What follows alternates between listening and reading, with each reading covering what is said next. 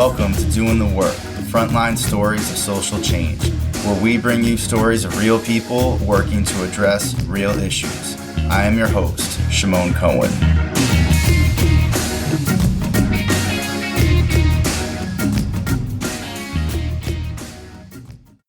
In this episode, I talk with Amanda Wallace, who is the founder and executive director of Operation Stop CPS, based in Durham, North Carolina. We talk about how the family policing system surveils and regulates families, especially Black families, under the guise of child protection. Amanda shares how she worked in child protective services for 10 years, with the original good intentions of helping, but realized the harm that was being done to children and families. As she began to advocate for change within that system, specifically providing parents with information about their rights and how the system works, she faced retaliation and lost her job. Amanda discusses the work of Operation Stop CPS, how they intervene to assist families being affected by the system, families who have had their children taken from them, family separation, and families facing this state-sanctioned kidnapping. Amanda explains how this system is rooted in anti-Black racism, both historically and present day. She shares the hope of building a movement to end family policing while providing the needed education, advocacy, and support for families right now. I hope this conversation inspires you to action. Before we get into the interview, I want to let you all know about our episode's sponsor, the University of Houston Graduate College of Social Work. First off, I want to thank them for sponsoring the podcast. UH has a phenomenal social work program that offers face-to-face master's and doctorate degrees, as well as an online and hybrid MSW. They offer one of the country's only political social work programs and an abolitionist-focused learning opportunity. Located in the heart of Houston, the program is guided by their bold vision to achieve racial, social, economic, and political justice, local to global. In the classroom and through research, they are committed to challenging systems and reimagining ways to achieve justice and liberation. Go to www.uh.edu/social work to learn more. And now, the interview. Thank you so much for coming on, doing the work, Amanda.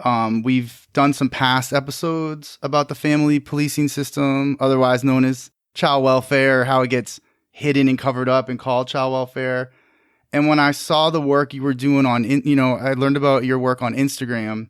I really wanted to make sure to get you on here. So I'm really excited that we connected and that you're on here. And so just to start off, please tell us about Operation Stop CPS. Like, what do you all do and how did you get started as an organization? Yeah, well, first I want to thank you, for holding space to allow me to talk about, the work. But again, the name, the title, Operation Stop CPS, that's what we do, right? Our mission is to abolish the child protection system, which is what a lot of people reference it as.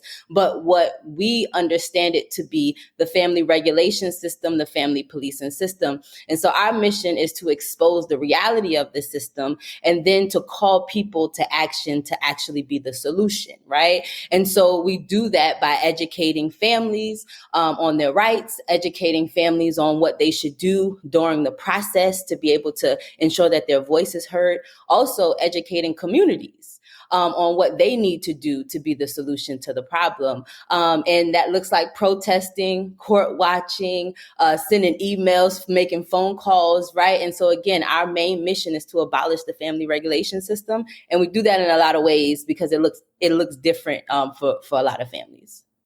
Yeah, I think one of the things that really struck me about looking at your organization's website is all the different ways you intervene. So maybe we can kind of talk about that now, and then we'll get into some other stuff a little later, because it's there's really just so many ways. Could you go a little more in depth about and describe all the different ways that Operation Stop CPS intervenes in order to protect families and children and keep them together?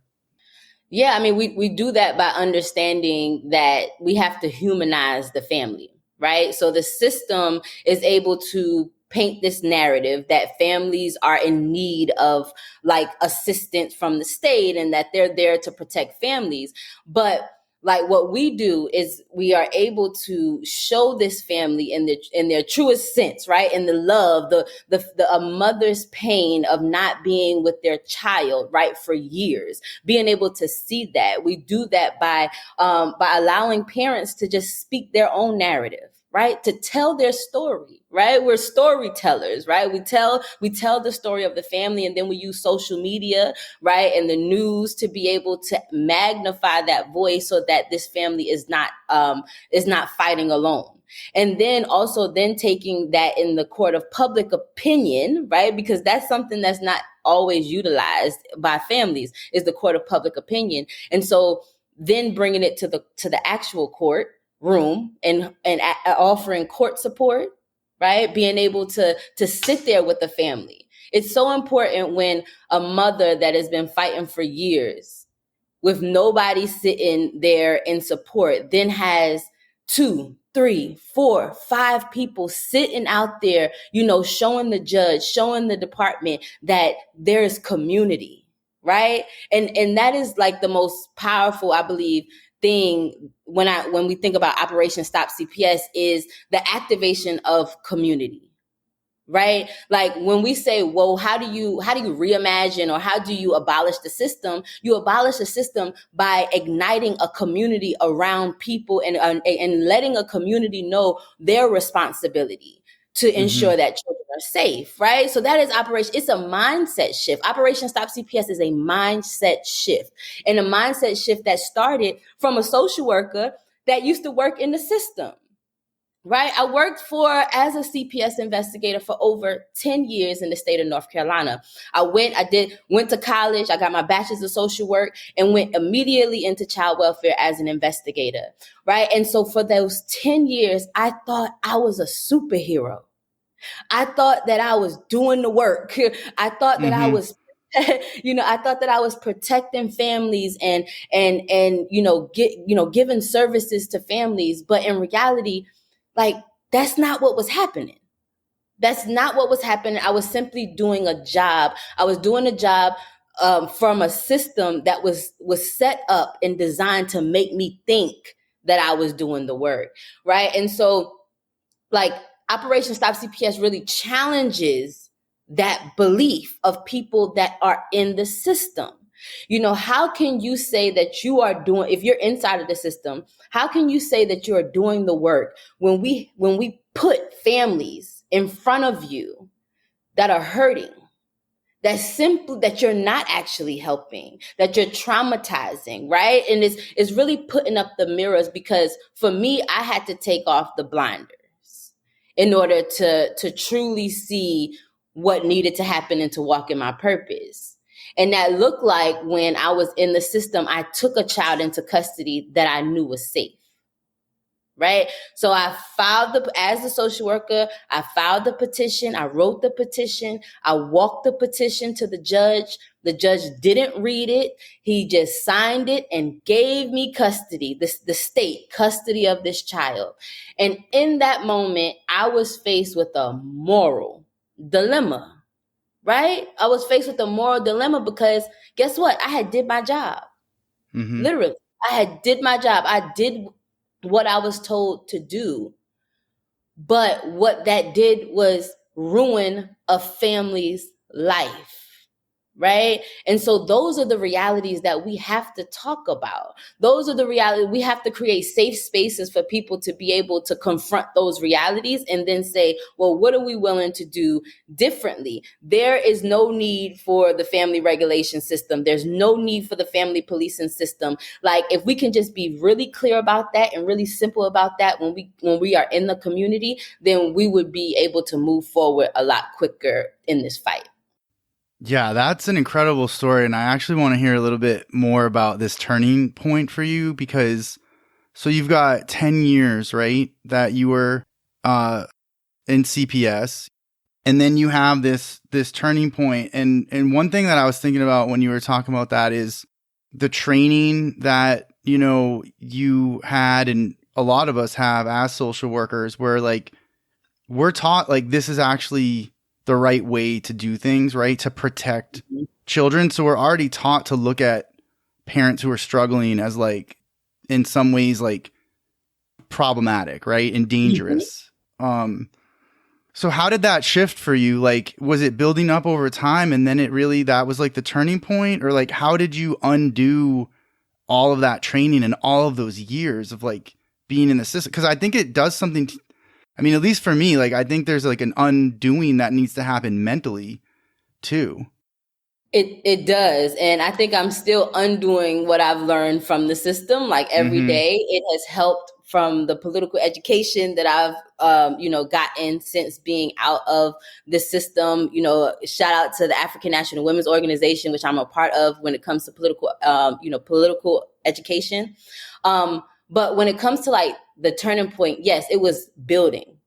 It was building up throughout like my career. I felt like I was able to use my voice to challenge like certain things.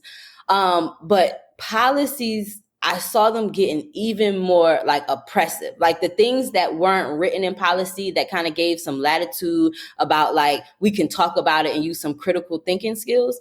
Those things, like we couldn't do it anymore. Like it was just, this is what you have to do. You have to do it this way. And there's no exceptions. And so what that then does to a person that is used, like is we can have a conversation. I don't operate in black and white. Like I'm not a robot or an AI that this system is trying to create. Right. And so like when I'm out speaking to a family and I'm talking to them and there is like poverty that is present, or like just challenges, or a mother that has to choose between, going to work or supervising her child, right? Those things, when you're faced with those things and you have to have real conversations, but a system that doesn't accept those realities, even though those are the realities that it created for those people. And so like, again, like as a human though, a person going through my own personal, I believe, awakening at the same time, like coming to like, well, what am I doing? Like, if I like, what am I truly like, what has this education? I'm a social worker. What does that even mean? Right? Like asking myself those questions, what am I doing here? And then like seeing the fact that I'm not truly helping. Like, I'm not helping. Someone like said that social work is just a profession to help people feel good about their social condition that's been imposed on them, right? And like when I heard that, I was like, that's it, right? Like, I was going out to people's homes and like helping them for a moment. They're talking to me, but then at the same time, I'm just using that information for the case. I'm not truly giving them any help, and those types of things. And so again, I think it was just stacked on things that were happening that just caused me to have this moral, like, just again, dilemma. And my voice became just a threat to this system. I think I became closer to the root of the problem. I started to go on to like state design teams in North Carolina. They were redesigning child welfare. And I'm like, okay, this might be an avenue to try to get my voice heard. But once I got even closer, I think, to the root or to the power source, I just saw how chaotic and how like nothing they actually want to do actually changes it. And just how far removed people were from the actual people, right? Like no one cared about impacted parents on these meetings. Nobody cared about what was happening to families. It was just writing up little pretty, forms and, making people feel like think something was changing. And I was just done with that. Like, frankly, I was done with that shit, right? I was over it. I was like, no, enough is enough. And like, when I went out on leave at Wake County, which is where I was formerly employed, when I went out on leave, I had no idea what Operation Stop CPS was. It wasn't a name. It wasn't an idea or anything, right? I was just done. And I knew a solution something had to happen. And I got a big whiteboard, and put it up on my wall, and just started just things just start coming out of my head, like what could be a solution, and like what needs to happen. And Operation Stop CPS was birthed from this need for change, right? And not just like change, but revolutionary change that would put me as a social worker out of business, right? Like, how do I stop myself? How do I stop myself from coming into somebody's home? That's the information that, families need to have. And so in launching Operation Stop CPS, the Respond and Empower Guide was also launched, which is a how-to guide for families who get that knock on the door from a CPS investigator. And also, before you get that knock, you should have this information. And, again, it was like okay, this is the information that people need to know. Like, stop opening your door. Stop letting CPS come inside. Like, again, just giving people this information so that they started to like draw the line. Like, these people are the enemy. Let's stop. First, that's the first thing. Again, it's the mindset. Like, our goal is to shift mindsets. And if we keep seeing the state as the people with the resources, we'll never be able to close our door to them. We have to see the state as the enemy, as our captors, as our colonizers. Like, we have to see them for who they are. It's like, it's so interesting because, really in a lot of ways, only someone who had some like that experience you had could create. I mean, not saying other people couldn't that never worked in CPS, obviously, but like, all the ins and outs, all the tricks that get used, right? So like, you creating a guide for parents and having this really like transformative experience to then like create this organization. It's like it's like you're giving out like the inside info, right? Right. And that's why I got fired. I mean, as soon as Operation as soon as, like, the day after Operation Stop CPS was launched in 2021, and the Respond and Empower Guide was launched, we got locked out of computers and they said bye-bye.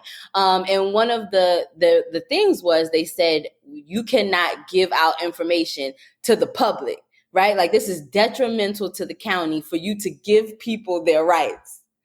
And it's like, excuse me, like, I thought that's what we were supposed to do, right? Like, that was my argument.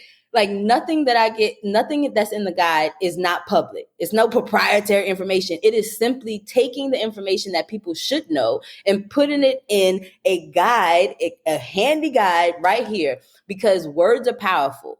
So, like, we have 2 pages full of definitions just for people to understand the lingo of the system, right? Because just knowing that will help you understand and have thoughtful conversations with people, right? Like, what to ask when the social worker picks up the phone, those types of things.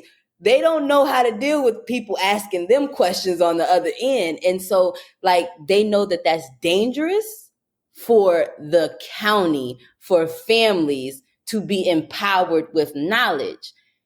It is, but it's what needs to happen. And so, like, I mean, you know what I mean? Like, it's what needs to happen. Families have to have power, and we have to take it back. We can't ask for it. So you actually started this while you were still employed by the county, and then, right? Like, you're thinking, oh, like, I can keep doing this. Or you were trying to figure out maybe what you were going to do, right? With like work and stuff, but you were like, I know I need to do this to help these families. And then they fired you. Right. So I was on leave due to the mental anguish of this system. Right. And so I think when I was no longer like doing that work, my mind became so powerful. Okay. My mind became so powerful and so clear. And during that time, not being physically attached to the system or working or doing that work, that's when this idea of Operation Stop CPS was launched, right? In the Respond and Empower Guide. And then, yes, as soon as it was launched to the public and my county found out about it, I was fired. Wow. Because they said that it was incompatible with public service. That says a lot. That says a lot right there, because I mean, this is a bigger conversation, but like, why are families the enemy, and why aren't people able to know what their rights are? And we know why, because then the exploitation can continue, right? Exactly. And it's just that, like, that simple. It's as simple as you just said it, right? Like, we know why. We know why this is dangerous. We know why they don't want people to have this knowledge, because if you just simply shift your mindset and responded differently, you responded in power to the system, they would lose their power. Like, it's simply a mindset. They created this system and then they gave themselves power. They created laws to protect themselves and then they gave themselves the money to fund their operation. Like, it's just that simple, right? And so when enough people stop believing in the lie, we can actually get to some truth, and then just we need to repeal those laws, right? We need to reroute those funds. Like, we know what needs to happen. We just have to build enough power to be able to demand those things. Yeah, I think like one of the biggest things with this whole, family policing system, which just the fact that it gets called child welfare, child protection services, like these misconceptions, right? So it starts with like the public perception, and then really for the people working in the systems, it starts with like the educational, like a lot of these social work programs, which, many of us over the years have like done a lot of work around, like, white supremacy in social work and like the harm that's done and changes that need to happen within social work. But kind of going off of that, like, what are some of the misconceptions that people have about this system, that for example, whenever abolishing child welfare comes up, right, the first thing people always are going to say is like, but what about abuse? Like, we've got to save these kids, right? And people who like know about it, who've like worked in the system or like have studied it, or know that like the majority of the cases aren't like these like severe physical abuse cases, right? Like the majority are neglect cases, which has a very wide definition, almost doesn't have a definition in some states, which often gets tied back to poverty. So like maybe we can just kind of talk about that in terms of like, what did you see in your 10 years and like the misconceptions that people have about this system? Yeah, when people say that in regards to, what about the children that are being abused? If we abolish the system, what happens to them?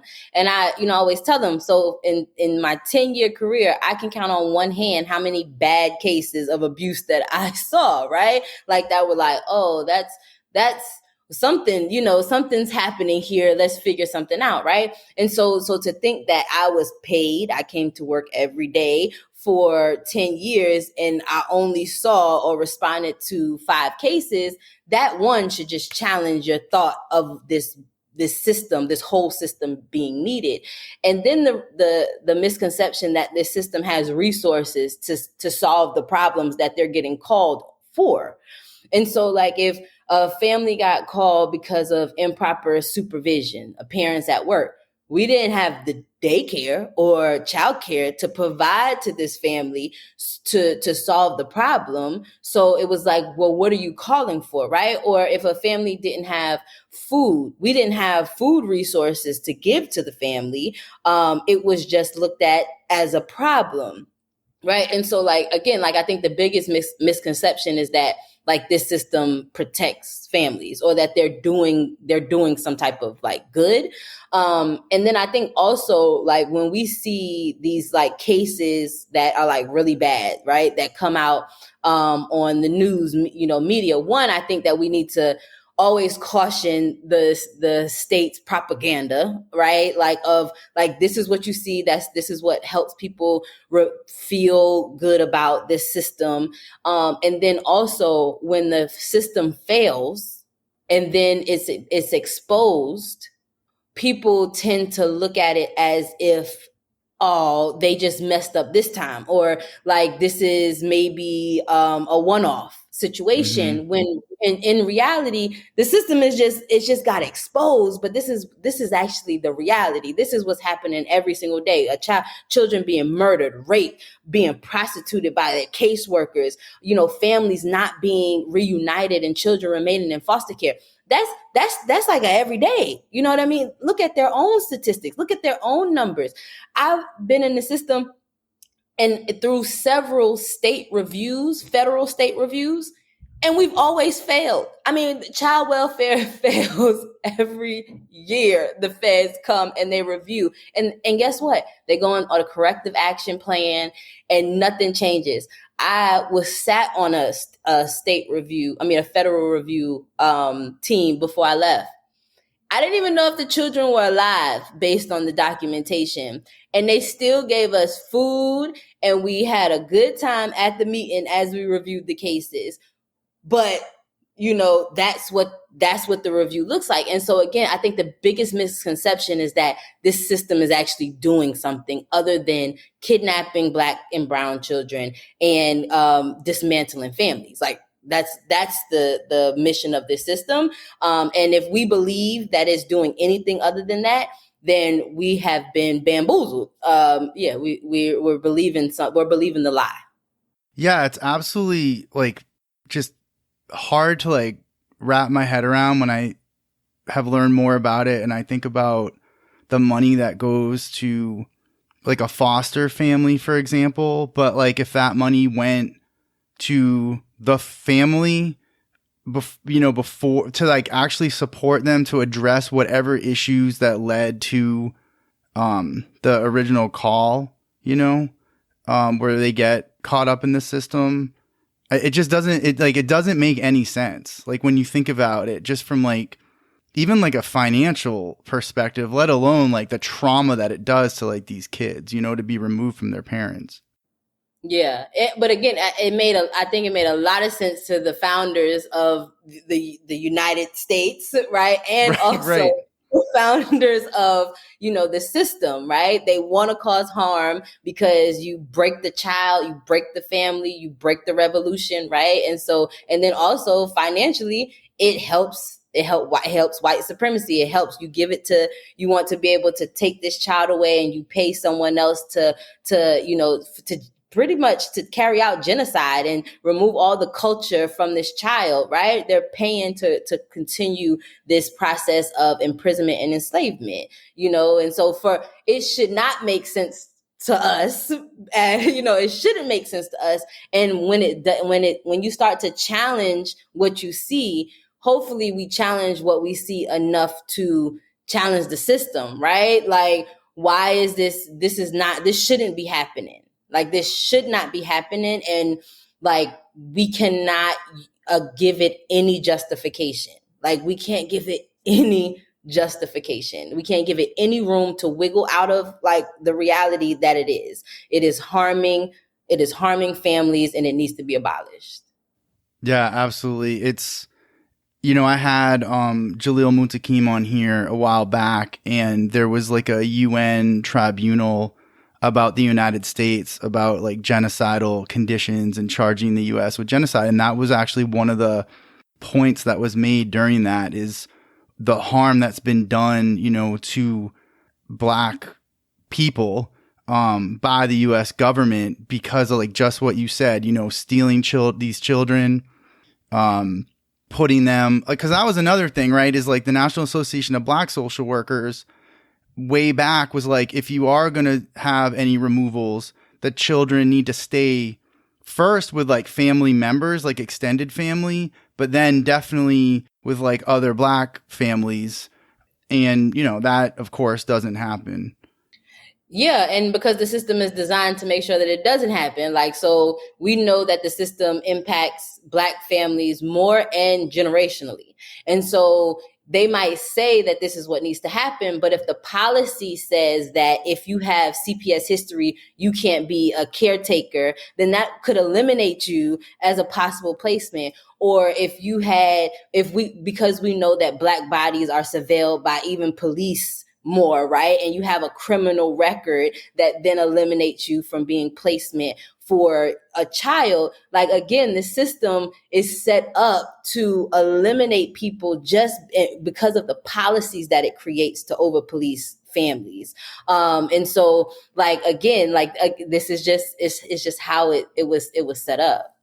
Yeah, totally. And like, you're right. Like, it's all connected and it can't be separated, right? Like, so the idea of like racial capitalism, right? That first puts, especially black people to be in, like, there's a reason there's this, huge racial wealth gap. And there's a reason there's disproportionate levels of poverty and then the surveillance on top of that. And like all these situations that are going to make the system be more likely to be involved and then to have a removal, right?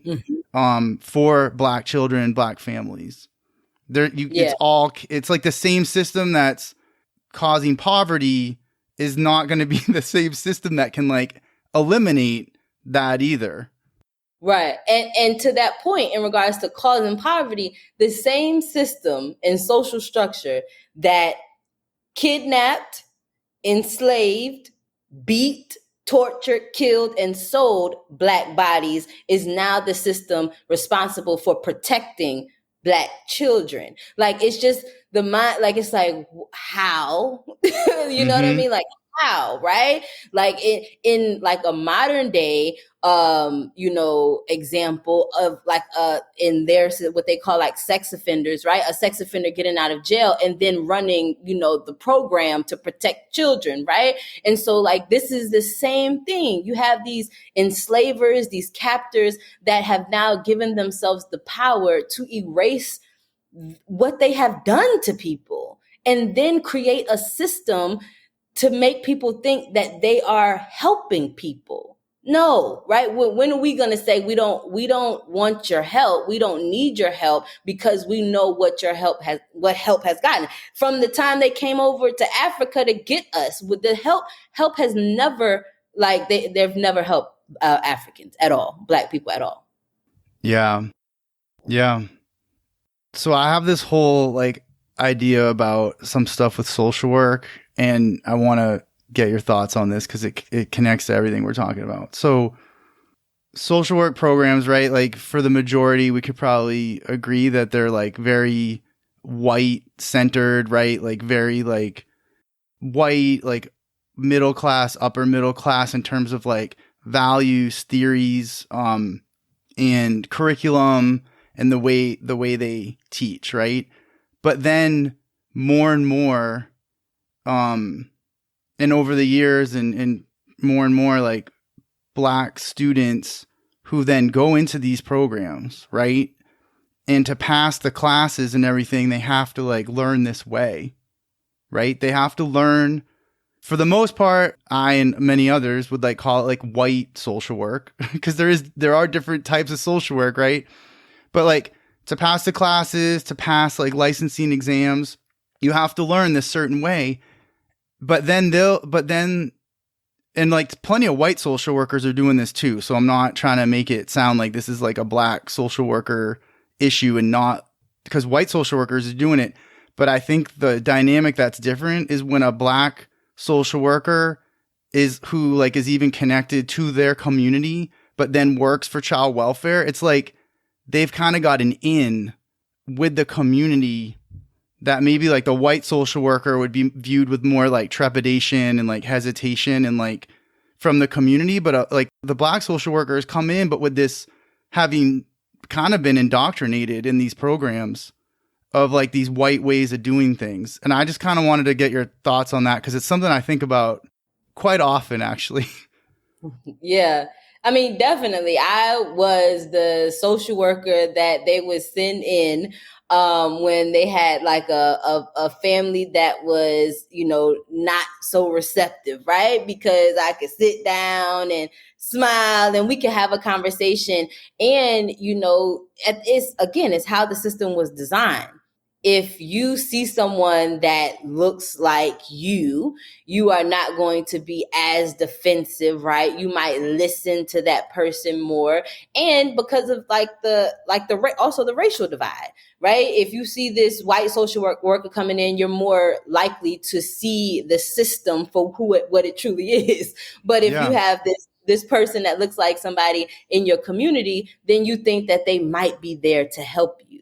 And so again, it's just how it's designed. And so, like you said, like having to go through like this education or this indoctrination into the system, down to having to label people and their diagnosis and who they are, right? Oh, they got some signs of ADHD, or they have some signs of bipolar disorder. Like everybody has all these signs that the system has, taught us to like look at people, not for like just humans that are having an experience, but what is it? Where can we fit them into the DSM? Where can we fit them into here and to here? And so again, yeah, I think that the system is smart.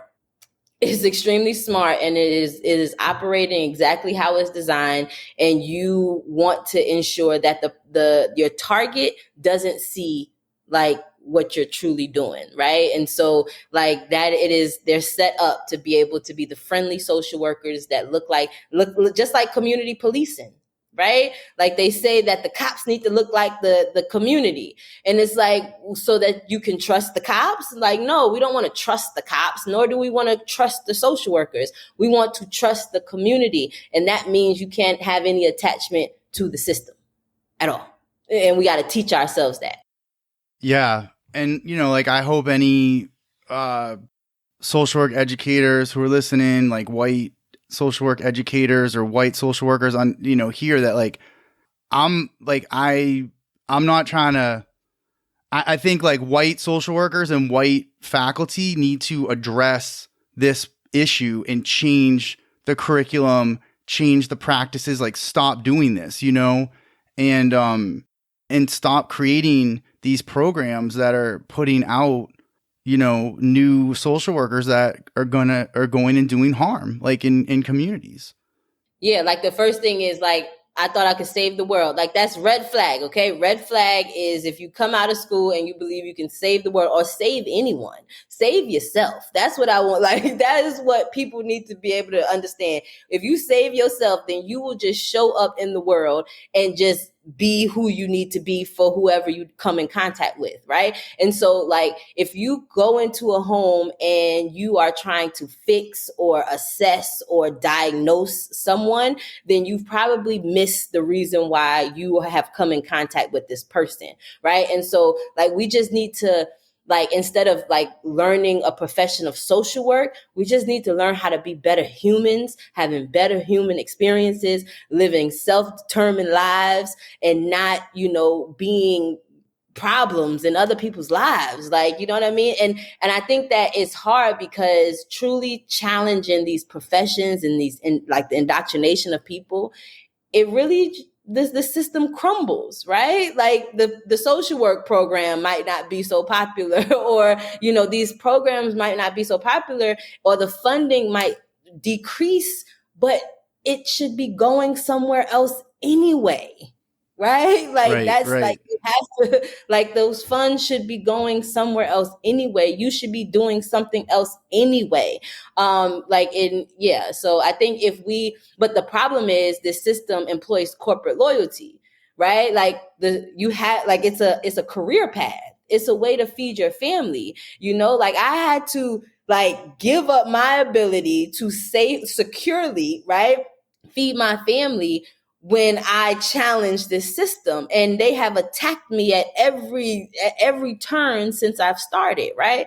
And so, but again, that corporate loyalty, those vacations, the healthcare plan, all of those things creates this sense of, I'm just going to do what I need to do, and I'm just going to get my job done. But what I'll say is that this system has created this mindset of money. This system has created the attachment of money and power. And when we as people take that back, then we will see we don't need like what this system is offering. That's really the only way I think that we're going to be able to abolish the system, is we have to challenge this mindset of power. What is true power in our society? Because they've defined it for us, but we can redefine it. And that looks like in our schools, right? In our students, let's really think here about what we are going to do moving forward. Yeah, no, like you hit on so many good points. I mean, a lot of the people working in these positions, I mean, they're living in the same larger structures, the larger system, and like because of these jobs can be not like the caseloads are easy or anything like that, right? It's like people are overworked and underpaid, but it's better than a lot of other jobs out there, right? And then you've got the health insurance is a real problem.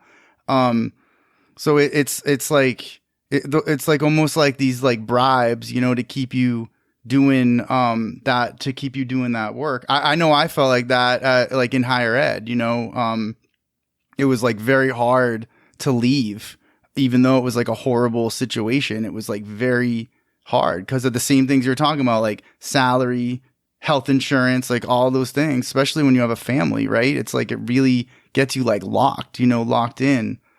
I want to talk a little bit about like the outcomes of the work you do with Stop Operation CPS. What are some of like your success stories?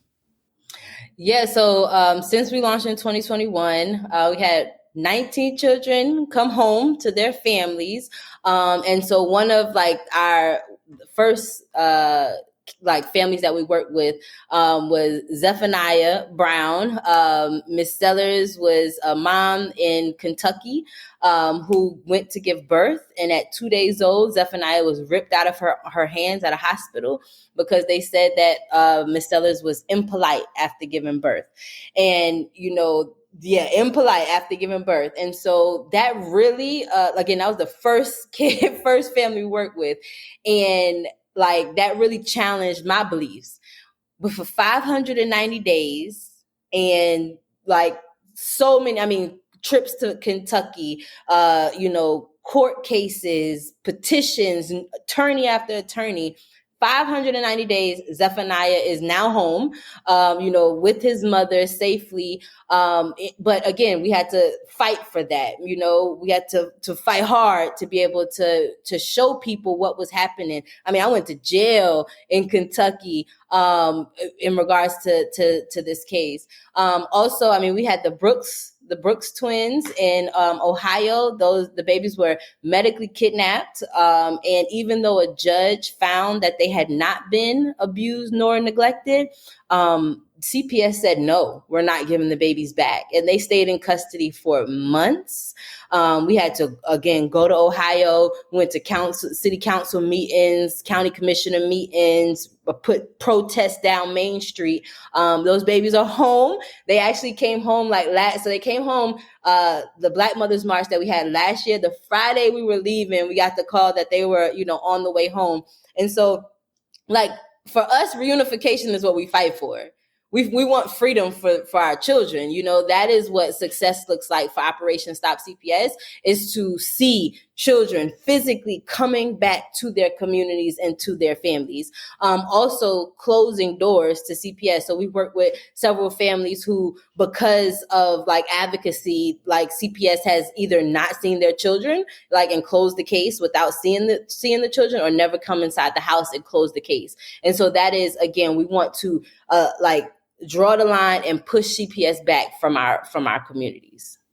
In those two cases you mentioned, the reunifications, like, was there a specific, 540 days, I think you said? 590 days. 590 days. That is an incredibly long time for a child to not be with their mom or with their family. Was there, like, is there something like that finally kind of like did it in the end to like make them, like, what was, as much as I know there might be some things you can't get into, but like, is there kind of like, is every case different, or is there something that usually shifts at a certain point and that's what does it, some legal action or something? Yes, every case is different. But I will say persistence is what pushes for change, right? And it's like, you have to, who are the players in the case, putting pressure on those people and getting like the community to continue to hold this system accountable. Like, we're watching, we're not going to go away. Like, you know what I mean? So it's just persistence. It's persistence and continuing to push and demand for that child to come home. And how do you get supported? Do you raise funds through donations? Like, how do you do this? Because you're talking about going to Kentucky, going to Ohio. going wherever you need to go. Like, how does all that work? Yes, definitely. We call on the community to invest in our work, right? You can go to our website and click invest in the top right hand corner. Operate www.operationstopcps.com, because again, this is community work. Right. And instead of waiting for the state to invest in their own demise, which I'm not waiting for, right? Right. It's calling on, the community to say, this is a solution that we need to make sure, right? It's CPS insurance. It's insurance to say that, like, we are going to fight. We're going to fight for families to come home. And also the Sailor Respond Empower Guide, right? So proceeds from that also go into the work to make sure that, we're able to continue to support families as well. It's really amazing, the work you're doing. I know we were, you and I earlier had talked about like going through some of the demands. I think, just maybe for the sake of time, like we can refer people to the website, or do you want to try to get into some of the demands? What do you think? Yeah, I mean, I think we kind of touched on them in regards to repealing ASFA, repealing CAPTA, and then just the ban, we just have to call it what it is, and the ban of the sale of Black children through the family regulation system. That's our major demands. Yeah, so for people following the podcast, we're going to put links to the Operation Stop CPS website in the show notes, on the website, on our website, doingthework.com, and you can link there, click the link there and go read up more on the demands and the work Operation Stop CPS are doing. You talked a little bit about how folks can donate. Do you also have like volunteer opportunities or other ways folks can get involved? Yes, if you also go to our website, you can click on Join the Movement, and then, just fill out the Join the Movement form, and just let us know what your talents are, what you want to do, what your natural skills are, so that, we go to that list when we're in need of, something. We'll go and see like what we have there to be able to call on volunteers. Also, when it comes to like our newsletter, and being able to alert people when there's like a court watching opportunity, or like a call to action. So just ensuring that you're signed up to receive our email list, on our email list as well. Yeah, because you're covering the whole country, right? You're going all over the US, so you need people everywhere who can show up to things. Right. So originally when we launched in 2021, we were all over. We were definitely all over. But now we are primarily focused on North Carolina, and specifically Durham, North Carolina, because we see that we could be more effective by, really targeting this local area so that we can then replicate in other places. That makes sense. Because the need is everywhere. I mean, the need is just everywhere.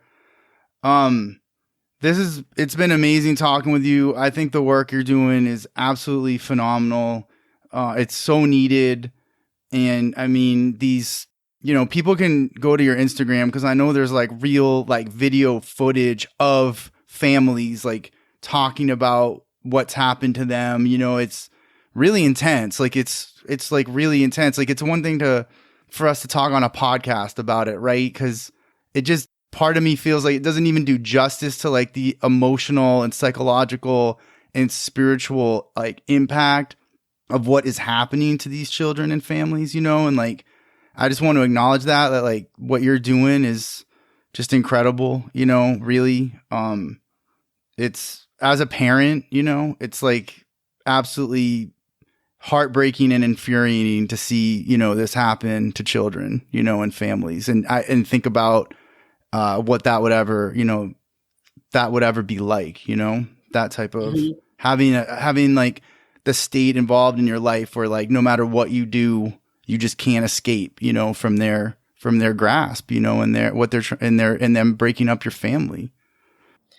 Yeah, and that's what we want, right? We want people that might not be impacted, that might have never even thought that this could happen, to feel. Right? To feel that, what could that feel like? And then also being able to help people that have not been impacted understand how big of a threat, though, this system is, because it's for profit and it is profiting very well. And then what happens when all of the targeted children are in custody? Who are they going to come for next? Right. And so like we have to understand that. And like, then what are we going to do? What are we going to do about it? Yeah.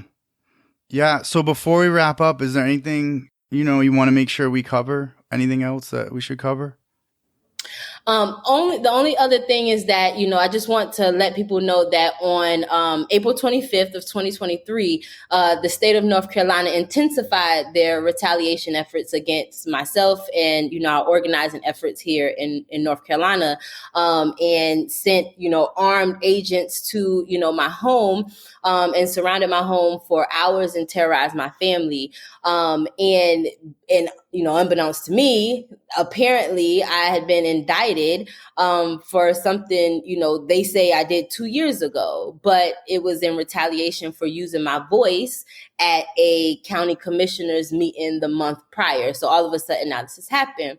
And, so of course, like this, we're in the middle of a legal battle right now. So it's not a lot that I can say, but what I want people to understand and to put this out, because this is just history repeating itself, right? And so like we can't allow this system to attack in silence, right? We can't allow them to just attack in silence. And so like if we don't protect like those on the front lines, then where are we going, right? So what are we able to do?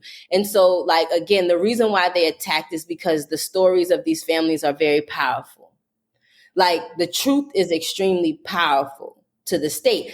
And especially when we're able to say the message extremely clearly, the state is kidnapping Black children.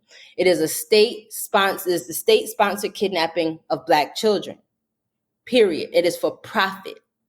And like, we're not going to be toned down. We're not going to say anything different, because that would just be genocide. And if we're going to continue to be the problem, then again, how are we truly doing the work?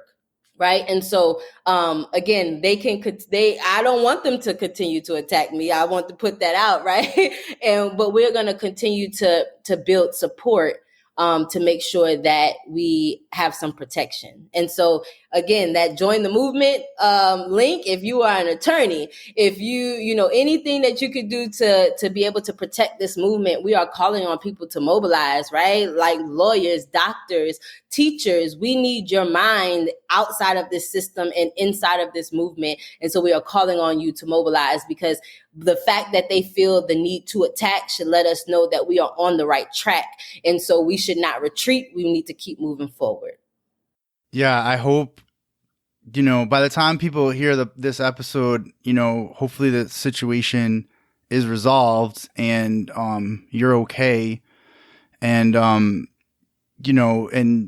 we can, I'll try to update. We'll be in touch. And by the time we post, maybe there's some sort of update that you've got through Instagram or through your website or something like that. But yeah, this is you're exactly right. This is what happens historically, especially when anyone organizes, but especially when Black people have organized. Mm-hmm. And we see this happening, not just with what's happening to you, but what's happening, in terms of like, even like African American studies and like DEI work. I mean, it's like happening everywhere. These white racist backlash attacks, Mm-hmm. I want to thank you again, Amanda, for coming on the podcast, and just thank you so much for doing the work. Thank you. Thank you for having me. Thank you for listening to Doing the Work, Frontline Stories of Social Change. I hope you enjoyed the podcast. Please follow on Twitter and leave positive reviews on iTunes. If you're interested in being a guest or know someone who's doing great work, please get in touch. And thank you for doing real work to make this world a better place.